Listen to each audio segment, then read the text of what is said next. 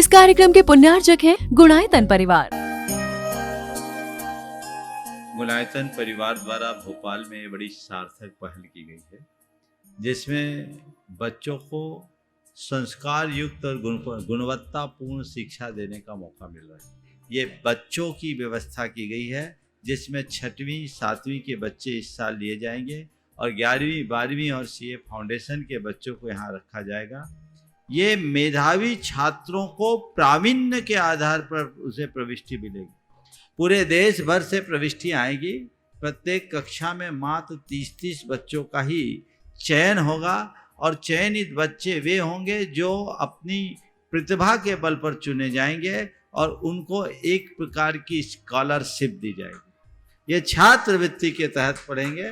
गुणायतन के समाज कल्याण की दिशा में एक बहुत अच्छी पहल है और ये सार्थक पहल है। इसकी शुरुआत भोपाल से हो रही है। ये भोपाल वालों के लिए बहुत गौरव का विषय है। इसके लिए गुणायतन के साथ विद्यासागर इंस्टीट्यूट और सेज और एपीटी, इन तीनों को भी मैं बहुत बहुत आशीर्वाद देता हूँ।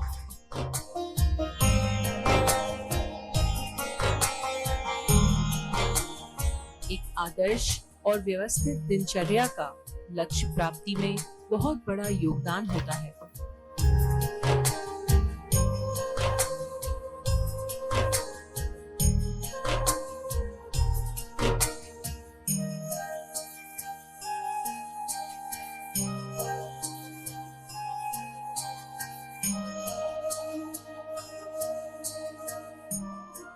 ओम ओम ओम। कुछ और शेष रह गया क्या? शांति से बैठ जाए। सभी लोग अपने दोनों हाथ जोड़ लें और मेरे साथ महामंत्र के स्मरण के लिए अपना मानस तैयार करें।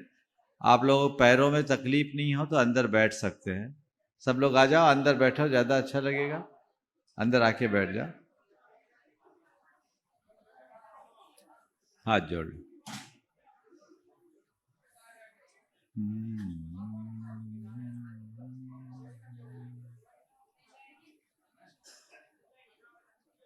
इड़मो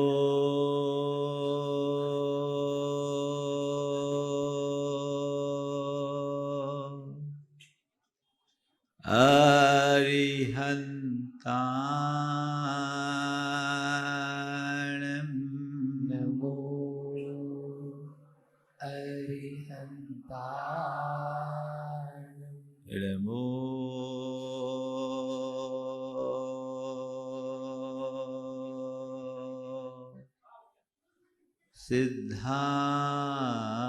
सिद्धाणं नमो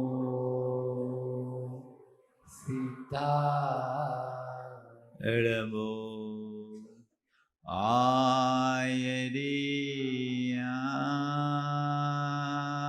आयरियाणं नमो आयरियाणं इड़मो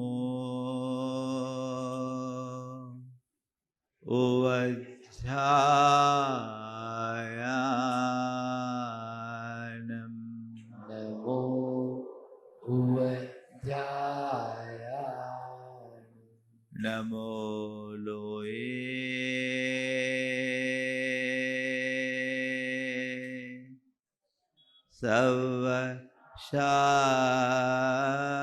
सवशाहुणं नमो लोये सर्वसाहुणं एषो पंचनमोयारो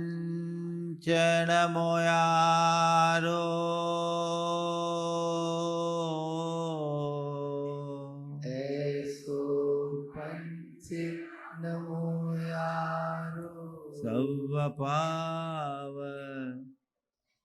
पणाशनो सर्वपावपणासिनो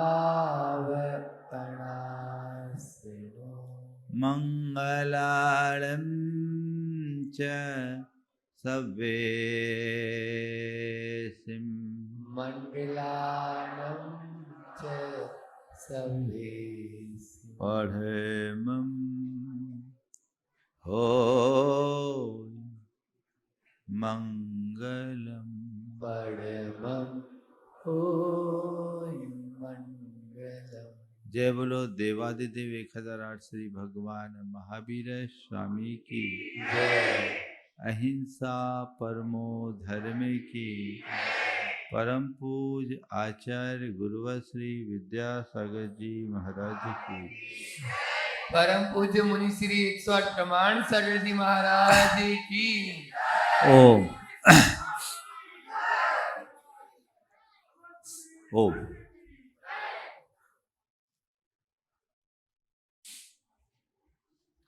पूरे प्राणी जगत में मनुष्य का सर्वश्रेष्ठ स्थान है। मनुष्य को प्रकृति की श्रेष्ठ कृति के रूप में जाना जाता है।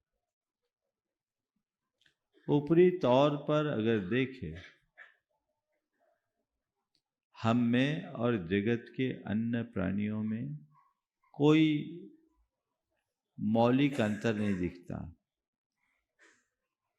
जैसे खा पीकर हम अपना जीवन गुजार लेते हैं, पशु पक्षी भी अपना जीवन गुजार लेते हैं। अन्य दृष्टियों से देखा जाए तो पशु हमसे कई अर्थों में बेहतर है। मनुष्य के लिए जब उपमा दी जाती है तो कहा जाता है शेर जैसा पराक्रमी है, चीता जैसा चपल है, हिरन जैसी आंख है, हाथी जैसी चाल है। ये सब उदाहरण दिया जाता है। गाय जैसा सीधा है, घोड़े जैसी शक्ति है। इसका मतलब अन्य प्राणी हमसे कहीं बेहतर है। पराक्रम में से सिंह हमसे ज़्यादा आगे है, चपलता में चीता हमसे आगे है, सुंदरता में मोर और हिरण हमसे अच्छे हैं, चाल में हाथी हमसे अच्छा है और शक्ति में घोड़ा मतलब ताकतवर है। सब अर्थ में वो हमसे ज़्यादा अच्छे हैं। आदमी का किस काम का? सच्चे अर्थों में देखा जाए तो हम तो गोबर के भी लायक नहीं है। क्या बोलो? अन्य प्राणी जीते जी हमसे बेहतर प्रकट होते हैं और मर जाने के उपरांत उनकी खाल भी मनुष्य के काम में आ जाती है। लेकिन फिर भी मनुष्य को श्रेष्ठ कहा गया। क्यों? शास्त्रकार कहते हैं आहार निद्रा भय मैथुनम च सामान्य मेतत् पशुभिर नराणाम धर्मो हि तेषाम अधिको विशेष धर्मेन हीना पशुभि समाना।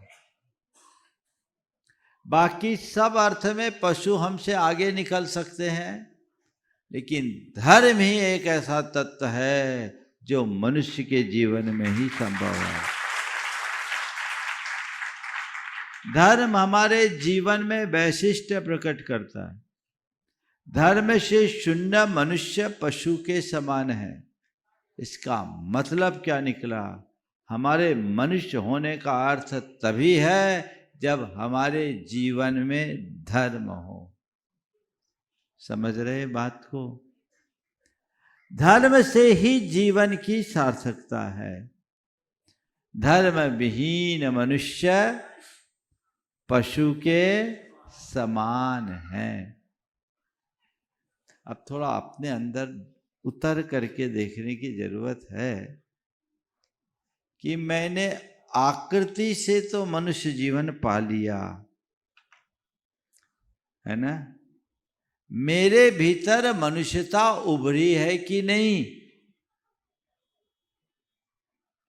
इसका पता कैसे लगेगा? आप अपने आदमी को अपने आप को आदमी मानते हो कि नहीं? बोलो। हाँ, बोलो, थोड़ा जोर से बोलो। लेकिन कभी कभी बातचीत के क्रम में आपने सुना होगा, किसी ने आपसे कहा होगा आदमी हो कि जानवर? बोलो, आप भी कह देते हो कि आदमी हो कि जानवर। ये कब कहा जाता है? ये कब कहा जाता है? जब हम आदमी हो करके आदमी के विरुद्ध आचरण करते हैं तो हमसे कहा जाता है आदमी हो कि जानवर। संत कहते हैं जिस आदमी में आदमियत नहीं है वो आदमी के भेष में जानवर है। आदमी में आदमियत, इसी का नाम धर्म है। मनुष्य में मनुष्यता, इसी का नाम धर्म है। मानव मात्र में मानवता की प्रतिष्ठा ही धर्म का चरम लक्ष्य है। वो हमारे जीवन में आना चाहिए, उसे अपने जीवन में उतारने का प्रयत्न करना चाहिए। वो हम देखे। आज 4 बातें आप सबसे कहूंगा। धर्म को जानो, धर्म को मानो, धर्म को धारो और जीवन सुधारो। क्या हो? जानो, मानो, धारो, सुधारो। अब जब बात धर्म की आती है, हम लोगों को बचपन से ही संस्कार दिया गया कि हमें धर्म करना चाहिए। और ये भारत देश की सबसे बड़ी विशेषता है कि यहाँ पर धर्म को सर्वोच्च प्राथमिकता दी गई। हम अपनी संस्कृति पर विचार करें, भारत में शायद ही ऐसा कोई गांव होगा जिसमें कोई देवस्थान ना हो। इतना विकसित हो जाने के बाद भी आज भी ऐसा गांव मिल सकता जहां कोई विद्यालय ना हो, जहां कोई चिकित्सालय ना हो। लेकिन ऐसा एक भी गांव नहीं मिलेगा जहां कोई देवस्थान ना हो। ये किस बात का द्योतक है? हाँ? धर्म का, श्रद्धा का। हमारी श्रद्धा धर्म में है, इसका प्रमाण है हमने धर्म को प्राथमिकता दी। लेकिन बंधुओं, जब कभी भी हम धर्म की बात करते हैं, हमारा ध्यान केवल मंदिर, मूर्ति, पूजा, उपासना तक सीमित रह जाता है। हमने जाकर भगवान की पूजा कर ली, भगवान पर जल चढ़ा दिया, हमारा धर्म हो गया। ये असल धर्म नहीं है। हमें जानना है कि यथार्थ में धर्म क्या है। धर्म को जानो। आपसे जब किसी धार्मिक व्यक्ति के बारे में कहा जाए कि ये बड़ा धर्मात्मा है, तो आपकी आंखों में कैसे व्यक्ति की छवि उभरती है? जो आदमी खूब पूजा पाठ करता हो, खूब सत्संग करता हो, व्रत उपवास करता हो, त्याग तपस्या करता हो, या सेवा परोपकार का काम करता हो, हम कहते हैं आदमी धर्मात्मा है। यही कहते हैं ना। निश्चित धर्मात्मा व्यक्ति में ये सब चीजें होती है, लेकिन ये तो धर्म का बाहरी रूप है। असली रूप धर्म का क्या है?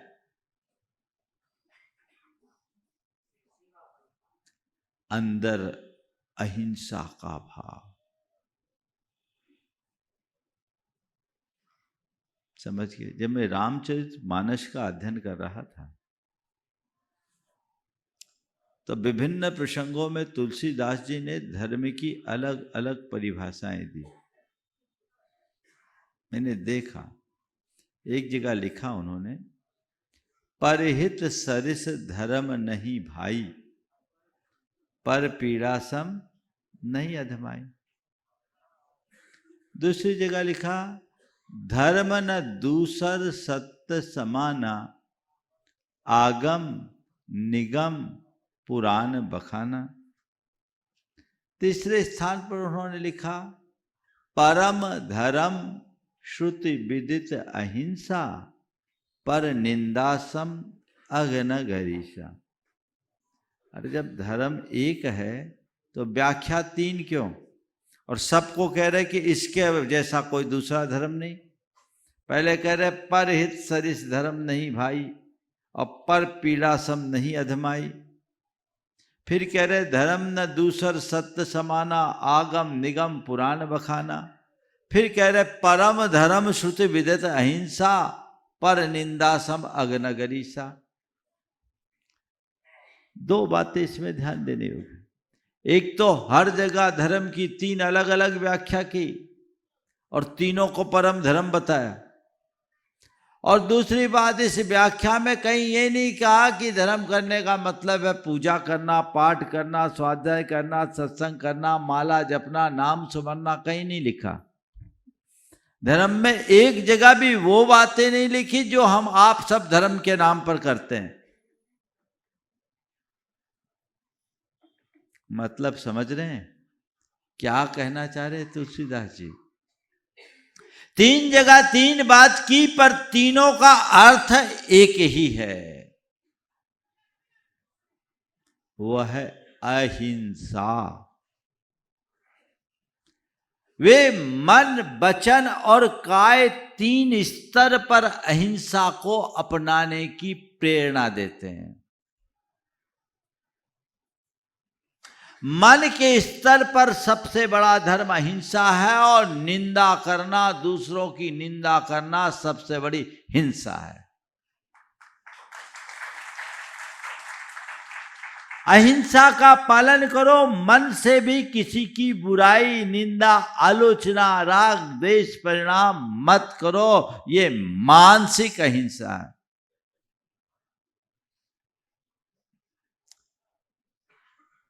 और वचनों में सत्य को प्रतिष्ठापित करना वाचिक स्तर की अहिंसा है। और शरीर से धर्म करो तो दूसरों के हित करने से बड़ा कोई धर्म नहीं है, और दूसरों को पीड़ा पहुंचाने से बड़ा कोई अधर्म नहीं है। ओ, क्या कहना चाह रहे हैं? आप अहिंसा का पालन करो। किसका पालन करो? ये असल धर्म है। तुम कितना पूजा पाठ करते हो इसका कोई अर्थ नहीं। तुम कितना त्याग तप करते हो इसका कोई मतलब नहीं।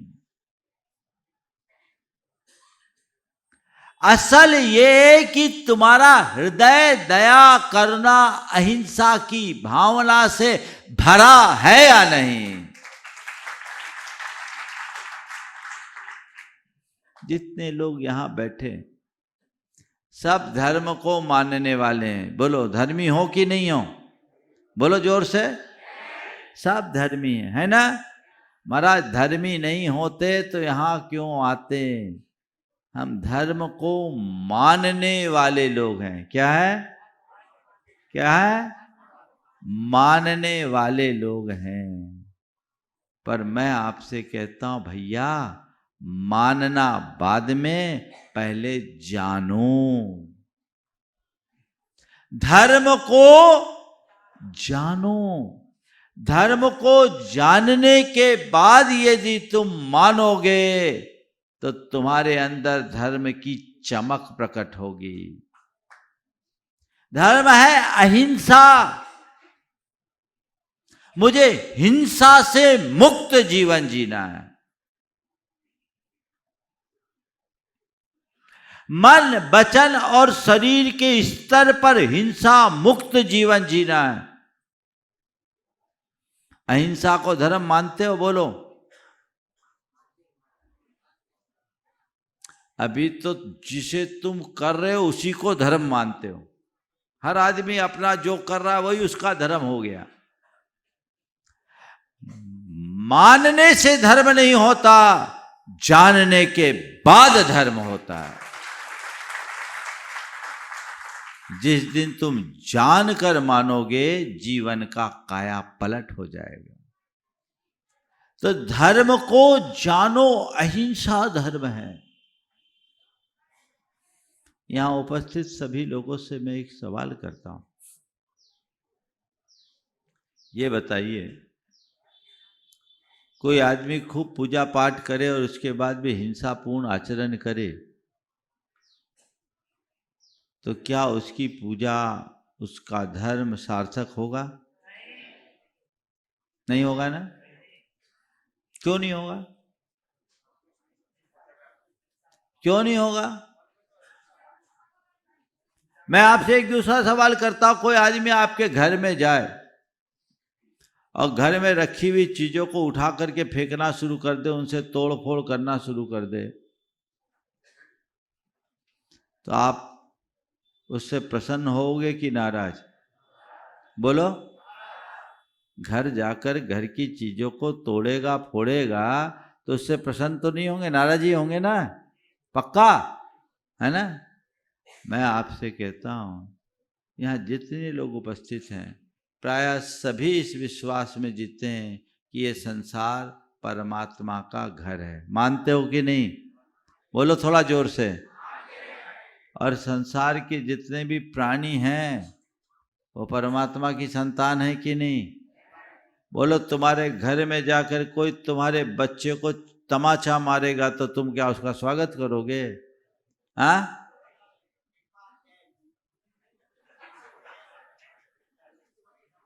अब मैं आपसे पूछता हूं कि एक तरफ तुम तो ये बोलते हो संसार के जितने भी प्राणी हैं उसी परमात्मा के ही तो रूप है, उसकी ही तो चीजें, उसकी ही तो संतान है, और उसको छेड़ोगे तो तुम्हारा परमात्मा तुमसे प्रसन्न होगा या नाराज?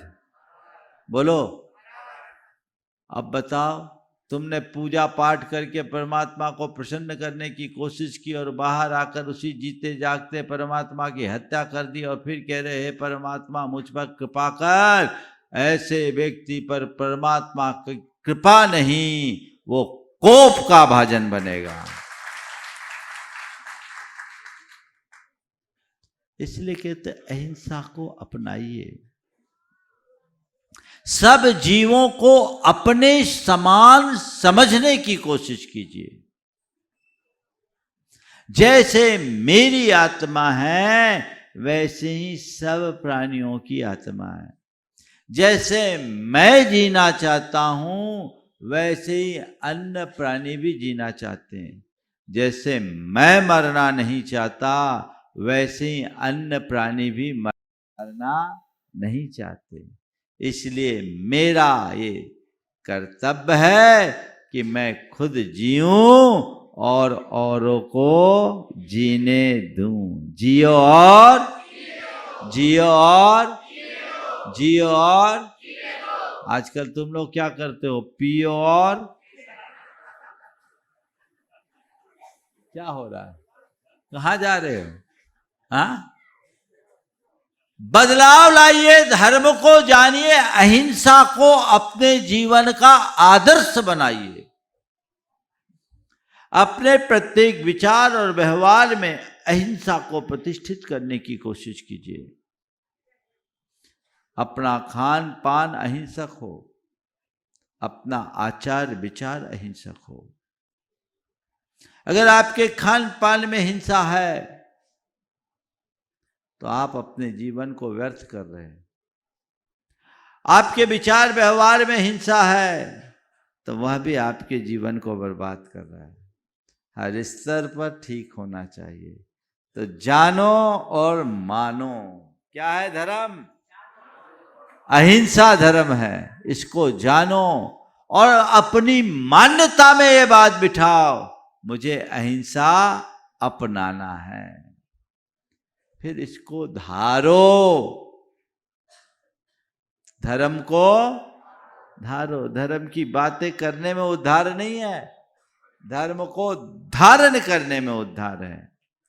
बातें तो लोग खूब कर लेते हैं, धारण करने वाले लोग कम हैं। अहिंसा की बात करना और अहिंसा को आत्मसात करना, इन दोनों में बड़ा अंतर है। अपने अंदर वैसे भाव जागृत होना चाहिए, हृदय धर्म से भींगा होना चाहिए। जैसे सूखी मिट्टी पे बोया गया बीज अंकुरित नहीं होता, उसी तरह जिसका हृदय दया से भींगा नहीं है, उसमें धर्म का अंकुर नहीं फूटता। अहिंसा, करुणा, दया को अपना धर्म बनाइए, उसे अपनी आत्मा से जोड़कर आगे बढ़ने का प्रयत्न कीजिए, जिससे कि जीवन का पथ प्रशस्त हो सके, अपने जीवन को आगे बढ़ाया जा सके। आज सहजपुर के लोगों का ये सुयोग बना है। यद्यपि दिशा उल्टी थी, लेकिन फिर भी गाड़ी घूमकर यहाँ तक आ गई है। अब आगे क्या होता है मुझे पता नहीं, लेकिन भावना भाई है। आज जिस तरह के भाव आप लोगों ने प्रदर्शित किए, यहाँ के सभी ग्रामवासियों ने जिस तरह की श्रद्धा और भक्ति प्रदर्शित की है, वह प्रशंसनीय है। पर मेरा आप सबसे यही कहना है, संतों के प्रति जैसी भक्ति आपके हृदय में है, वो ऐसी बढ़े कि आप संत बने या न बने, सज्जनता को आत्मसात कर सके। संत सानिध्य से अगर आप कोई लाभ लेना चाहते हैं, तो सबसे बड़ा यही लाभ है कि आप अपने जीवन में सज्जनता को प्रकट करने की कोशिश करें। हमने मनुष्य जन्म पाया है, मनुष्यता हमारे जीवन में विकसित हो, इसे अपने जीवन का परम लक्ष्य और ध्येय बनाकर आगे चले, तो हमारा जीवन कृतार्थ होगा, सार्थक होगा। समय आप सबका हो गया है, यहीं पर विराम। बोलिए अहिंसा परमो धर्म की। इस कार्यक्रम के पुण्यार्जक गुणायतन परिवार। गुणायतन परिवार द्वारा भोपाल में बड़ी सार्थक पहल की गई है, जिसमें बच्चों को संस्कार युक्त और गुणवत्तापूर्ण शिक्षा देने का मौका मिल रहा है। ये बच्चों की व्यवस्था की गई है, जिसमें 6वीं 7वीं के बच्चे इस साल लिए जाएंगे और 11वीं 12वीं और सीए फाउंडेशन के बच्चों को यहाँ रखा जाएगा। ये मेधावी छात्रों को प्रावीण्य के आधार पर उसे प्रविष्टि मिलेगी। पूरे देश भर से प्रविष्टि आएगी। प्रत्येक कक्षा में मात्र 30-30 बच्चों का ही चयन होगा, और चयनित बच्चे वे होंगे जो अपनी प्रतिभा के बल पर चुने जाएंगे और उनको एक प्रकार की स्कॉलरशिप दी जाएगी। ये छात्रवृत्ति के तहत पढ़ेंगे। गुणायतन के समाज कल्याण की दिशा में एक बहुत अच्छी पहल है और ये सार्थक पहल है। इसकी शुरुआत भोपाल से हो रही है। ये भोपाल वालों के लिए बहुत गौरव का विषय है। इसके लिए गुणायतन के साथ विद्यासागर इंस्टीट्यूट और सेज और एपीटी, इन तीनों को भी मैं बहुत बहुत आशीर्वाद देता हूँ।